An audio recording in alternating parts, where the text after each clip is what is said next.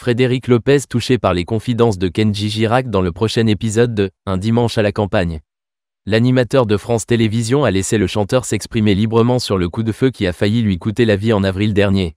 Mais comment fait Frédéric Lopez pour que ses invités de l'émission Un dimanche à la campagne se confient à ce point ? L'animateur a récemment révélé lors d'une conférence de presse sa méthode pour mettre ses convives à l'aise pendant l'émission de France 2. « Il n'y a rien que je veuille leur faire raconter », a-t-il déclaré, d'après des propos repris par Voici. La première question qu'on leur pose est « De quoi ne souhaitez-vous pas parler ?» Du coup, ils se sentent en confiance.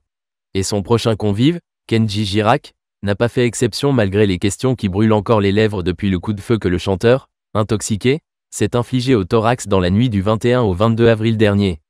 Des confidences touchantes. Pourtant, Frédéric Lopez a laissé au chanteur d'Andalouse la liberté de ne pas évoquer cette affaire. « J'aurais volontiers accepté que Kenji ne veuille pas en parler. C'est sa vie privée, ça ne m'a pas intéressé d'entrer dans les détails », a-t-il assuré. Or, Kenji Girac, qui s'est déjà exprimé à plusieurs reprises sur ce regrettable incident, a amené le sujet lui-même. « Je voulais juste savoir s'il allait bien. C'est lui qui, en fin d'émission, a accepté de l'évoquer », explique l'animateur de l'émission champêtre. Les confidences de l'artiste ont touché le présentateur de 57 ans, qui avait déjà tourné avec l'artiste une autre émission spéciale avant le coup de feu qui a failli lui être fatal. « J'étais d'autant plus touché qu'on était parti, auparavant, tourner un rendez-vous en terre inconnue au Kenya », s'est rappelé Frédéric Lopez.